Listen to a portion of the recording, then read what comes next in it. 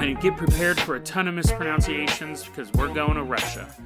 This is Lake Baikal, Baikal. Lake Baikal is on the conspiracy list. It's about a mid-level conspiracy. And you're like, okay, great. There's going to be sea monster, right? Maybe. There's going to be like, some Atlantis stuff, right? Maybe. What if I told you that this plays into one of my theories, and it's aliens from underwater? Now, what's interesting is I had never really heard of Lake Baikal until probably about 4 hours ago, when I was looking for fun stuff on that list to research. And I see it pop up, and there's just the words, and I typed it in, and I got a ton of articles about this place. And the reason why is because it has two things going for it. One, it is the largest lake in the world. It's the largest freshwater... Okay, that's not true. Kind of. It's the largest freshwater body of water in the world. So definitely, it's still, huge. They say that the lake, according to this website, is 30 million years old. I think, aren't all lakes, old as the planet? But anyways, and it has a depth it has a depth of over 4,900 feet. So it's a massive lake. It says it holds 20% of the planet's fresh water and has more indigenous species of flora and fauna than any other lake on the face of Earth. So this, scientifically, is very notable lake. So what happened? So there you go. Your conspiracy based on something real. What happened was back in the day when Russia and the USSR was around, they used these lakes to test out torpedoes, test out weapon systems, and to train their frogmen. And so one day they had some frogmen going down there, not literal frogmen, as awesome as that would be, but actual like Navy SEALs frogmen. They're down in the water, and you'll see pictures, and the pictures are totally fake. The pictures are stupid, and they're on every article, and I don't even know why they put them on there. But anyway, so these frogmen were underwater, and let's get a time limit for this, because we're going to get our time plus distance. It's back in 82, so a long time ago. These guys are down there, these Russian soldiers are training, and they see something in the water. Now, again, this is just this massive lake. They see something in the water, and they're looking, and they're people, they're humanoids. The frogmen are kind of looking at each other. They realize, not only are they humanoids, they're 10 feet long, 10 feet, and they're wearing nothing but tight, shiny suits with a helmet on. Swimming through the water. Very fast. So the frogmen surface and they're freaking out. I don't know, I'm making that part up. Maybe they weren't freaking out. Maybe they're totally calm. I can't do Russian accent either, so I'm not going to try. But so the Russians go, there's some dudes down there in tight, shiny suits. And, I think there's probably a little more involved in that because the next thing you know, the government's like, well, let's go down there and see if we can catch them. So they start sending more people down there and they start chasing them around with nets. And, so now that I'm saying it out loud, it does sound pretty preposterous. But hold on. Well, no, it's preposterous no matter what. But anyway, so they're chasing them with nets, and before they can catch one of these giant guys, there are 7 of these frogmen this time chasing the guy with the net. They're all throwing up out of the water 30 feet. And they depressurize so much because they're so deep that they all get the bends or something. They all start to blow up inside of themselves. And 3 of them die and 4 of them were invalids, according to these articles. And it was interesting.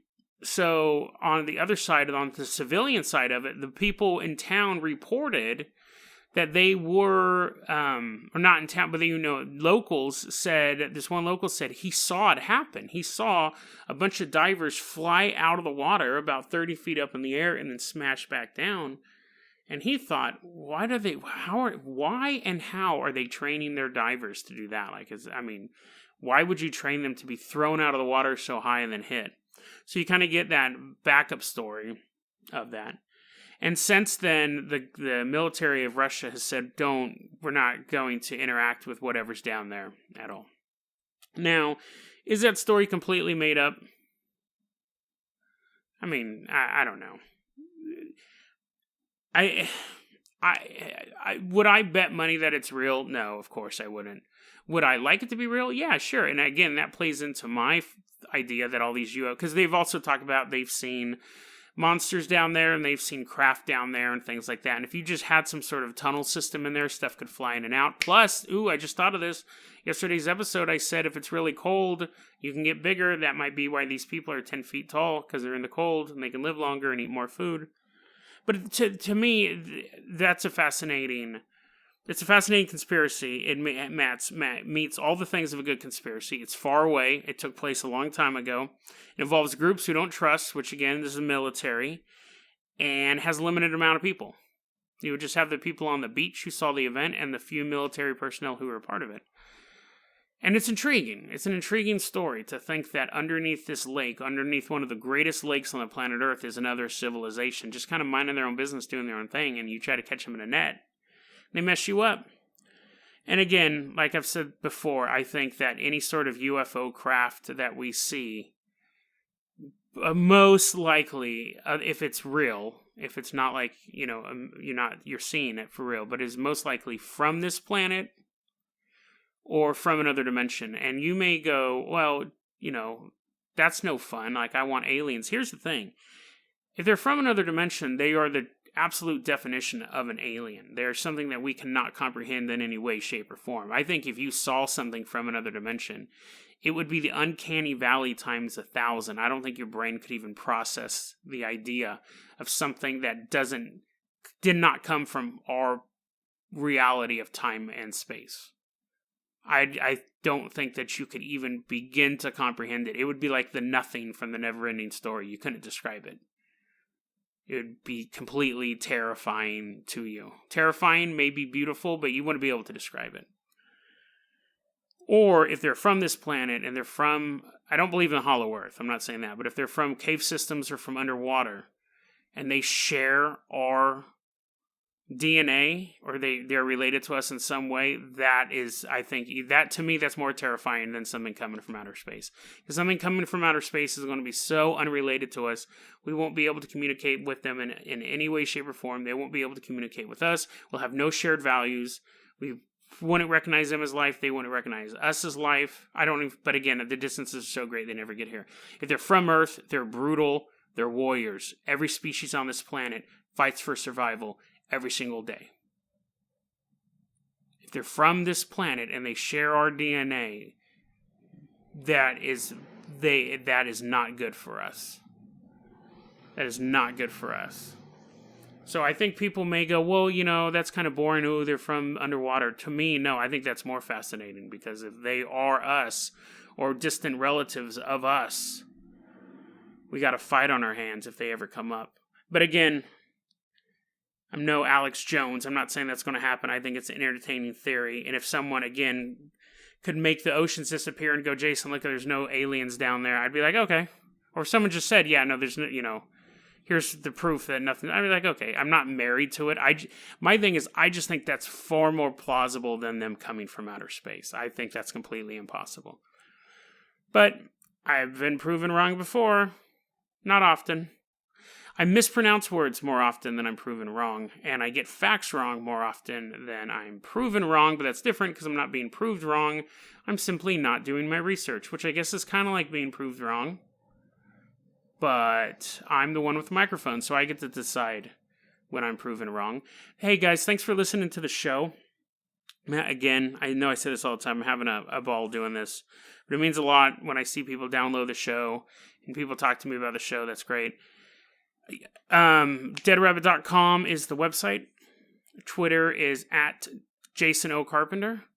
And my email is deadrabbitradio@gmail.com. I guess I got to put that last part in. So I will be back Monday, as long as I don't get abducted by aliens, which I don't believe in. But that may be the way they prove themselves to me tonight when I'm sleeping. I wake up and dude, if I woke up and there was 3 gray aliens sitting over my bed, dude, 2 of them are going to the hospital. 2 of them are going to end up in space hospital. They will be, the third one, I probably can't take 3 little dudes. But dude, those heads are so big. And think about it, no matter where you punch a gray in the face, you're hitting his eyeball. That has to hurt. That has to hurt. Could you imagine having eyeballs that are 1/4 the size of your face? Like, no matter, you couldn't box. You couldn't box. You couldn't even wrestle. You could not gauge an... Dude, you know what? Now that I think about it, that's like the dumbest evolutionary trait. Though Greys are the weakest alien species ever. They're way too vulnerable. And don't give me that telepath garbage either. Oh yeah, they're telepaths and they can... That's bogus, dude. That's bogus. That's when I tell people that I know how to read tarot cards. I'm just really good at reading people. I have no special skill, and neither do they. Greys, bring it.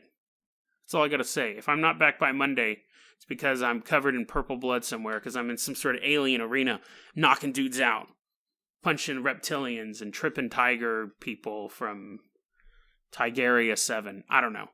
But I think the antibiotics are kicking in. Have a great day, and I will have a great weekend, and I will see you Monday.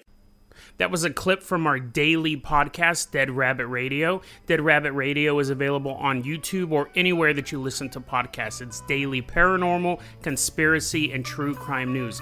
If you want to hear the full episode that this clip came from, check the link below. Please like and subscribe. And hit that little bell, too. That does some magical stuff. Thanks, guys.